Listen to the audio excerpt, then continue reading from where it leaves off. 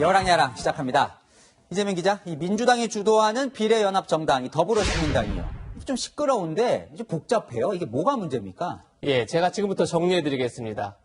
민주당의 처음 비례정당을 제안한 곳은 진보진영 원로들이 참여하고 있는 정치개혁연합입니다. 네. 그런데 민주당은 정치개혁연합 대신 강성 친문들이 만든 시민을 위하여라는 정당과 손을 잡고 더불어 시민당을 만들었습니다. 그러자 당내에서도 비판이 나오는 겁니다.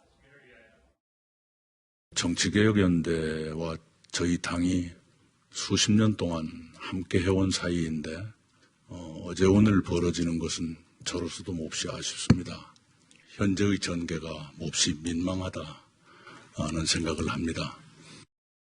그러니까 이제 비례연합정당을 제일 먼저 제안하고 그동안 논의를 함께 해온 이 정치개혁연합이 화가 났겠네요. 그렇습니다.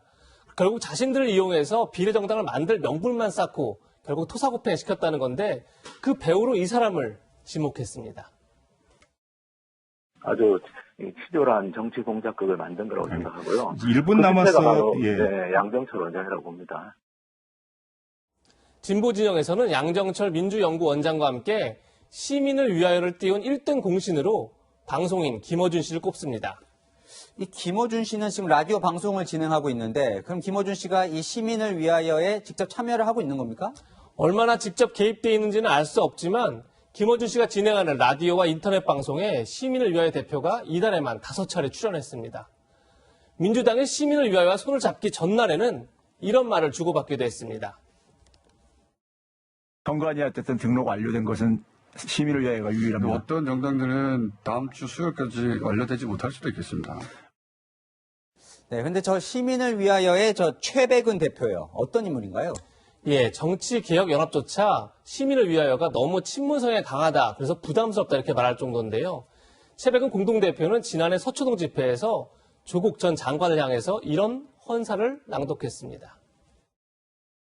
조국 교수요, 당신은 국민의 영원한 법무부 장관입니다. 결국 원로들이 있는 단체는 부담스러우니 민주당이 쉽게 컨트롤할 수 있는 단체와 손을 잡았다. 이런 분석이 가능합니다. 네, 그런데 이 더불어시민당에 참여하고 있는 다른 정당들, 생소한 정당이 많은데 이 논란이에요. 어느 당 대표는 이 성추행 혐의로 기소유예 처분을 받기도 했다면서요. 네, 그래서 양정철 원장한테 지금 참여하고 있는 정당들에 대해서 검증이 이루어졌느냐 이렇게 물었더니 이런 답이 돌아왔습니다. 각 정당의 대표를 검증할 책임이나 권한은 민주당에 없다는 겁니다. 그럼 더불어시민당이 내놓은 후보는 누굴 믿고 찍어야 하는 건지 반문하지 않을 수 없습니다. 네, 알겠습니다. 저 다음 주제 넘어가 볼게요. 자, 지금 보이는 이 배우 정준 씨 같은데 옛날에 성장 드라마로 또 친숙한 인물이기도 하고 그런데 정준 씨가 이 악플러가 됐습니까? 오늘 미래통합당 당원 모임이란 곳에서 악플러 21명을 고발했는데 뜻밖에도 그중 한 명이 정준 씨였습니다. 뭐 어떤 악플을 달았나요? 네, 황교안 대표가 단식 투쟁을 할 때의 기사에 죽기를 각오해라, 잘 가 이런 댓글을 미래통합당 의원들 삭발 기사에는 잘하고 있어, 계속 잘하자, 자한당 이런 댓글 달았습니다. 또 통합당 기사에 욕설을 달기도 했습니다. 네, 그리고 고발을 당했다는 그 정준 씨, 어떤 반응을 보이고 있습니까? 네, 제가 쓴 댓글로 기분이 나빴다면 진심으로 사과한다면서도 이게 당에서 고소할 일이냐, 왜 더불어민주당은 악플러들을 고소하지 않느냐 이런 글을 남겼습니다. 그러자 통합당 당원 모임에서는 입장문을 냈는데 민주당과 청와대도 여러 차례 일반 누리꾼들을 고발했다면서 반박했습니다. 실제 드루킹 사건만 하더라도 민주당 고발로 수사가 시작됐었죠. 네, 통합당 입장에서는 기분이 나쁠 수는 있지만 이 정당이 이 악플러들을 고발하는 게 표현의 자유를 위축시킨다 이런 얘기도 많잖아요, 사실. 예, 저도 그래서 정준 씨가 악플을 달았다는 기사를 쭉 봤는데 사실 정준 씨보다 더 심한 욕설을 단 누리꾼들도 많았습니다.